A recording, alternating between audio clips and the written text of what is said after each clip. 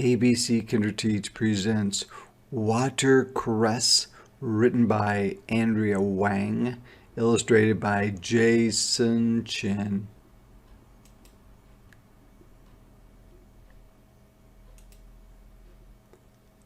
We are in the old Pontiac, the red paint faded by years of glinting Ohio sun. Glinting just means reflecting small flashes of light. Pelting rain, raining very hard, and biting snow, very cold snow. So they're in this old car, and it is an old car, and they must be going someplace, I would think. Do you think? The tops of the corn stalks make lines that zigzag across the horizon. The horizon's where the land meets the sky. Mom shouts, "Look!" And the car comes to an abrupt, jerking stop, which means it stops quickly. Mom's eyes are as sharp as the tip of a dragon's claw, which means she sees very well. Dad's eyes grow wide. "Watercress!" they exclaim, two voices heavy with memories. This is what watercress looks like.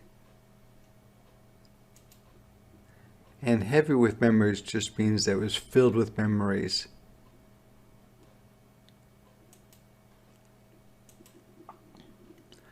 From the depths of the trunk, far into the car's trunk, they unearth or uncover a brown paper bag, rusty scissors, and a longing for China, which means they were missing their old home in China. And here is kind of a memory that they have of living in China, maybe when they were little. They haul us out of the back seat. We are told to untie our sneakers, peel off our socks, and roll up our jeans. We have to help them gather it. The water in the ditch is cold. It stings my ankles, and the mud squelches. It makes like a wet sucking sound up between my toes. Ooh, that does not sound very good, does it? A car passes by, and I duck my head, hoping it's no one I know. So she's a little bit embarrassed, or she feels kind of bad about being out there picking up stuff, like people might laugh at her. My parents cut bunches of the small plant, long stringy stems with leaves round as coins. So they're all picking this watercress. She has no interest in picking this watercress. She just feels like it makes her feel silly.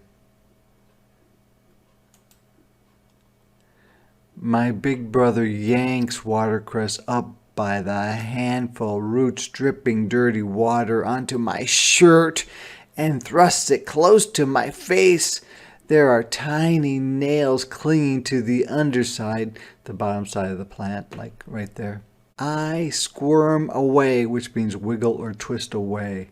The bag in my hand grows heavier and heavier with the weight of all the watercress.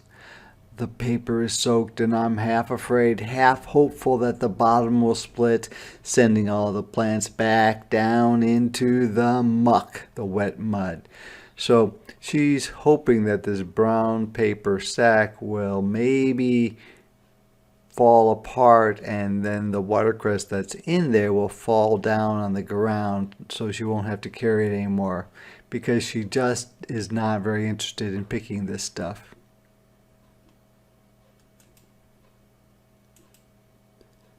Finally, we load everything. The soggy bag, there it is, my sopping shirt, and sopping just means so wet it almost drips with water, our sodden selves, same as sopping, into the car and head home. Our original destination, where they were going to begin with, but they didn't. They got distracted by the watercress that they picked, is long forgotten, a memory of something unfinished. On the dinner table that night is a dish of watercress, glistening, sparkling, with garlicky oil, cooking oil with garlic, and freckled with sesame seeds. And it's just sprinkled with seeds that look like this. Not the bun, but just the things on top. The mud and the snails are long gone, but I still don't want to eat it, any of it. I only want to eat vegetables from the grocery store, so she doesn't want anything to do with eating this stuff, watercress that they picked. She only wants stuff that she can buy in a grocery store. But everybody else seems to be interested in eating it, but not her. Mom and Dad press me to try some. It is fresh, Dad says. It is free, Mom says. I shake my head. Free is bad. Free is hand-me-down clothes and roadside trash heap furniture. Furniture that other people threw away that they picked up. And now, dinner from a ditch. And this is what a ditch looks like. So she is feeling like she doesn't want to get old stuff from the road. She doesn't want to eat food that they find along the road. She just doesn't want any of that. Mom sighs and disappears into her room, returning with an old photo. There's the old photo. My family, she says, from before. We stare. Mom never talks about her China family. She points to a small boy as thin as a stem of watercress. My little brother, your uncle. We hold our breaths. Mom never told us what happened to him. So this is the girl's grandfather, the grandmother. This is her mother when she was a little girl. And this is her uncle or her brother, and something has happened to him. He's really thin, like he doesn't have enough to eat. So maybe we'll find out what happened. During the Great Famine, she says, we ate anything we could find, but it was still not enough. So the Great Famine was a time when there was not enough food for everyone. And him being small and thin, it was hardest on him, even though they all were hungry. And so he was begging for some more food, but they just did not have any more food for him because there wasn't any food to be had. And you can see in this picture, it's a little bit later, there is no boy because he has died because he didn't have enough food to eat. And everybody, of course, is very, very sad. I look from my uncle's hollow face, the face of someone who does not have enough to eat, to the watercress on the table, and I am ashamed of being ashamed of my family. And that means she felt bad about herself for not feeling good about her family. I take a bite of the watercress and it bites me back with its spicy, peppery taste. It is delicate, easy to break, and slightly bitter, which means tastes a little sour, like Mom's memories of home. So her mom has memories of home that are both good and sad.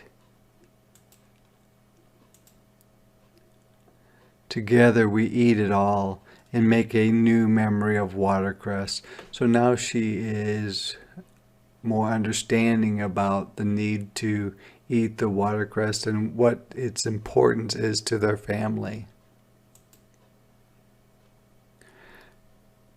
This story is about the power of memory, not just the beautiful memories like the ones my mother and father had about eating watercress in China, but also the difficult ones, the memories that are sometimes too painful to share. It starts with my own distressing memory of being made to pick watercress that was growing wild by the side of the road.